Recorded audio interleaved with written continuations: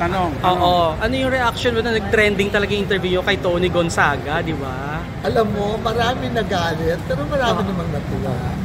Kaya ano ba magagawa ko kung yun ang sagot ko? Kung ano yung, alam mo na ako real person ang talaga. Kung ano yung iniisip ko, yun lang.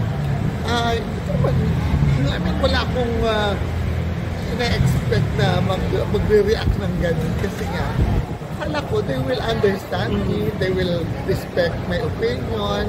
Eh, palang iba, you have to follow, you have to adhere to what they like. Hindi naman pwede sa mundong yun. At saka alam mo mga batid, kanya-kanya lamang tayo ng henerasyon. Eh ako, old school sila, mga woke. Hindi tayo pare-pareho, kaya sorry na lamang. Pero kung magalit kayo sa akin, okay lang yun. Mas maganda nga, nagalit kayo, nag-trending tuloy. But still, I love you.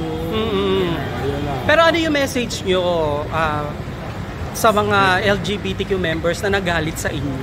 Ayun, ang masasabi ko lang sa kanila, mga ining, mga tutoy, ang ganito lang ang buhay. Hindi po gusto mo, gusto rin ng iba. Kanya-kanya tayo you know, we were born differently. Tapos, kaya kung ano man yung nasa isip ko, huwag mo nang isipin na hindi na nasa isip mo. Sa katotohanan. Oo, magpakatotoo. Ngayon, that's the katotohanan. Kung gusto mong makasal kayo, go ahead. Go ahead. Gagawa ko pa kayo ng wedding gown. Ay, wow. Pero at saka, dun sa Sojibel, honestly, hindi ko na subaybayan ang Sojibel Pero syempre may konting alam ako. Kung may Sojibel man or meron, kung wala, okay lang sa akin yun.